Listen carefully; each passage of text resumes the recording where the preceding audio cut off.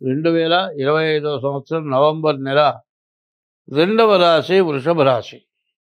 ఈ వృషభ రాశి ఎట్లా ఉందో చూద్దాం. ఈ వృషభ రాశికి చెప్పాలి అంటే శని 30 సంవత్సరాలకు కానీ ఏకాదశానికి రాడు. ఈ వృషభ రాశికి మార్చి 30 నుంచి ఏకాదశారి శని వచ్చాడు. ఈ ఏకాదశిలో ఉన్న శని వక్రించి ఉండటం చేత వృషభ రాశికి దశమంలో ఏకాదశంలో కూడా శని ఉన్నాడు. అందువల్ల ఏమవుతుందంటే ఈ శని మీకు పెద్దగా ఉపయోగపడతాడనేటువంటి పరిస్థితి కనపట్టలే. ఆ కుంభంలో రాహుతో కలిసి ఉన్నాడు. కుంభరాశికి శని అధిపతి అక్కడ చాలా బలంగా ఉంది. మరి ఎందుకంటే శని అంటే నీవు ఏమైనా పాపం చేసి ఉంటే మాత్రం దాని మీద పూర్తిగా దెబ్బ కొడతాడు. అటువంటి పరిస్థితి ఉంటుంది. నవంబర్ 27 వరకు మాత్రం మీరు చాలా జాగ్రత్తగా ఉండాలి. తర్వాత వక్రించినటువంటి అతిచార మీద మరి నవంబర్ 18కి కర్కాటక రాశిలోకి గురువు వచ్చాడు.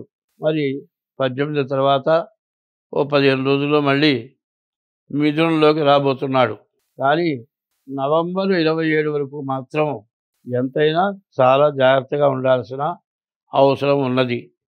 ఈ రాశికి కుజుడు సప్తమంలో ఉన్నాడు.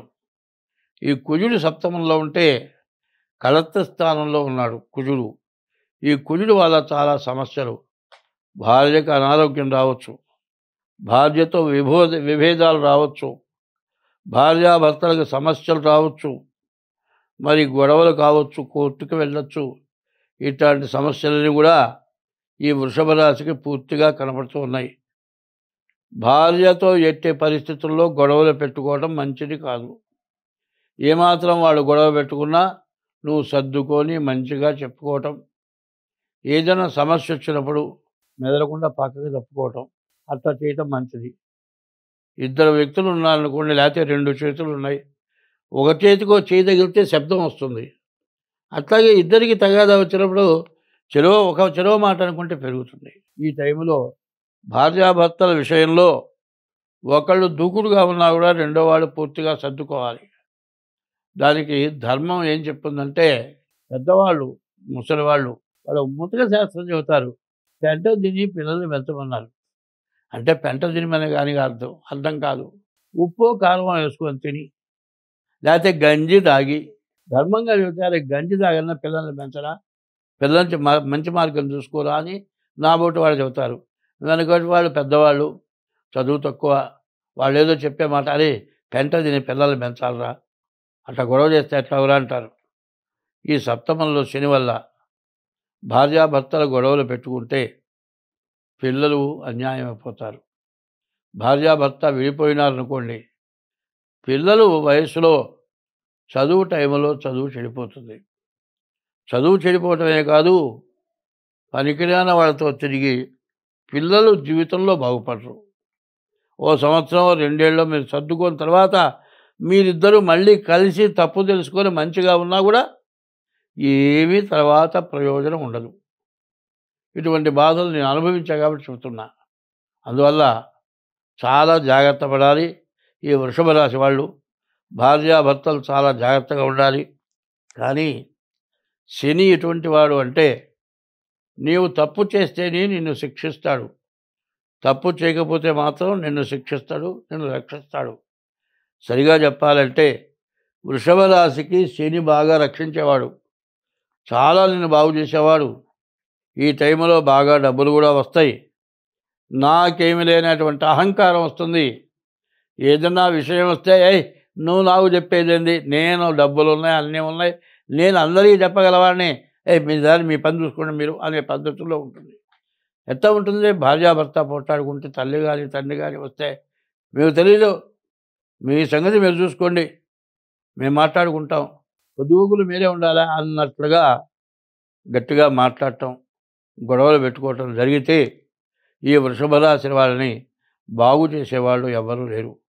వ్యాపారస్తులకు వ్యాపారం బాగుంది, మోటార్ స్పీడ్ వాళ్ళకి చాలా బాగుంది.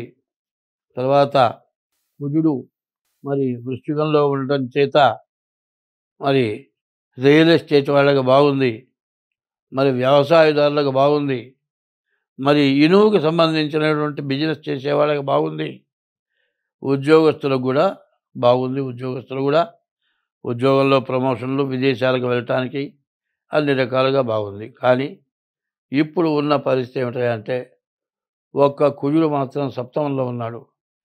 ఈ కుజ దోషం అంటారు. ఈ కుజ దోషం రకరకాలుగా వేధిస్తుంది. కుజుడు ఏంటి? రక్తకారకుడు.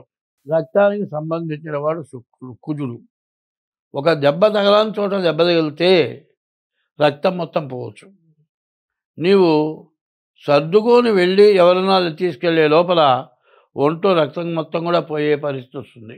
మరి కనీసం డాక్టర్ అయినా సరే ఏ కుట్లో వేసి కట్టుకట్టే లోపల రక్తం పోవటం కూడా జరుగుతుంది. ఈ కుజుడు వల్ల రక్త సంబంధమైన ఇబ్బందులు ఉంటాయి కాదండి. ఇప్పుడు విపరీతమైన వరదలు, వర్షాల వల్ల, దోమకాటు వల్ల రకరకాలైన వ్యాధులు వస్తున్నాయి.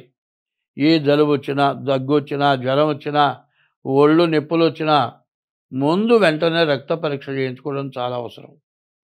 ఏమవుతుందంటే ఏముంది జ్వరంలే అంటారు, లేకపోతే జలుబుకి ఇస్తారు. అసలు లోపల రక్తంలో ఏం తేడా వచ్చింది? దోమకాటు. ఈ దోమకాటు వల్ల మలేరియా రావచ్చు. ఇది కాకుండా ఇటు చికెన్ గున్యా అన్నారు, ఇట్లాంటివి రకరకాల వ్యాధులు రావచ్చు. అందుకోసమే ఇంట్లో దోమలు తిరగకుండా, దోమలు ఇబ్బంది పెట్టకుండా జాగ్రత్తగా చూసుకోవటం, అనారోగ్యాలు రాకుండా చూసుకోవడం చాలా అవసరం ఈ నెల.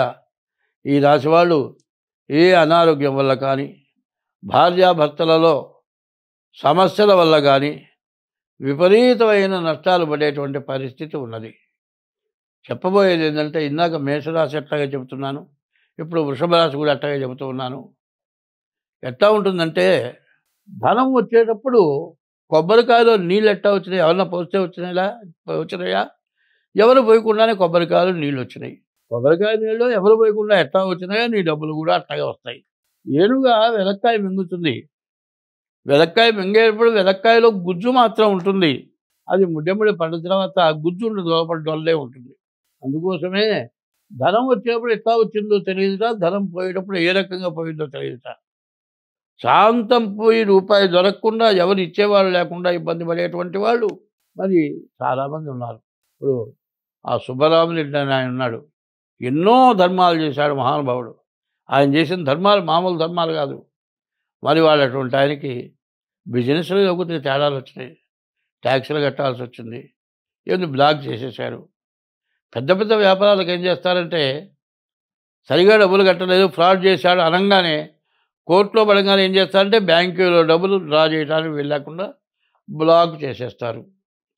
మరి వడ్డీలు, ఇంట్రెస్టులు, మరి పెద్ద పెద్ద వ్యాపారాలకు శాలరీలు ఇవన్నీ ఇవ్వాల్సి వచ్చేటప్పటికల్లా పెద్ద కొమ్ములు తిరిగిన వ్యాపారస్తుడు ఆయన ఎంతమందికో ఎన్నో సన్మానాలు చేశాడు, ఎన్నో దేవాలయాలకు ఉపయోగపడ్డాడు.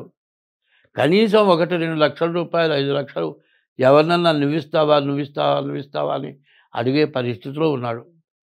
ఎందుకంటే అట్లాంటి మహానుభావులు చెప్పాలంటే అంతటి పుణ్యాత్ముడు ఎవడో లేడు అంటాను నేను చాలా చోట్ల ఆయన ఎంతోమందికి సన్మానాలు చేయటం చూచా, బ్రాహ్మణులకి ఎందరికో ఎంతో సన్మానాలు చేయటం చూచా. ఇవాళ ఆయన పడుతున్న బాధ చూస్తే నేను చాలా బాధపడ్డా. మంచివాడికి ఇటువంటి పరిస్థితి వచ్చింది. ఎందుకంటే ఈ గ్రహస్థితి 6 గ్రహాలు పాపగ్రహాలు చేయటం వల్ల మరి బండ్లు ఓడలు అవుతాయిట, ఓడలు బండ్లు అవుతాయిట. ఓడలు తిరిగే చోట బండ్లు తిరుగుతాయి, నీళ్లు లేకపోతే ఏమవుతుంది? బండే తిరుగుతుంది.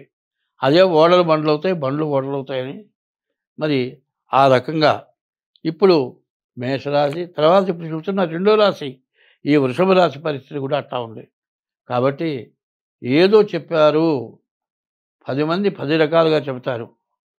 10 రకాలుగా చెప్పినా కూడా బాధ్యత నీది, నీ సంగతి నువ్వు చూసుకోవటం బాధ్యత. డేట్ ఆఫ్ బర్త్ ద్వారా జాతకం చూపించుకోవటంలో ఎటువంటి తప్పు లేదు. ఏమంటే రాతి నేలండి, బాగా గట్టి రాయి, గట్టి నేల. ఫౌండేషన్ లేకుండా ఇల్లు కడతావా? ఫౌండేషన్ లేకుండా ఇల్లు కడితే అవుతుంది, ఇల్లు పడిపోతుంది. ఇప్పుడు అది కూడా అదే పద్ధతి. మీరు ఇంత కష్టపడ్డావు, ఫౌండేషన్ లేకుండా ఇల్లు కడితే ఎట్లా పడిపోతుందో, నీవు ఇంతకాలం కష్టపడ్డది మొత్తం పూర్తిగా నష్టం రావటానికి, పూర్తిగా రూపాయి లేకుండా ఇబ్బంది పడటానికి చాలా మంచి దగ్గరలో ఉంది. దీన్ని మీరు రక్షించుకుంటారు. మరి శత్రు గ్రహాల చేత భక్షింపబడతారు. బాగా ఆలోచించుకొని మీ డేట్ ఆఫ్ బర్త్ ద్వారా మీ జాతకం చూపించుకుంటే మీరు అన్ని విధాలా బాగుంటారు. స్వస్తి.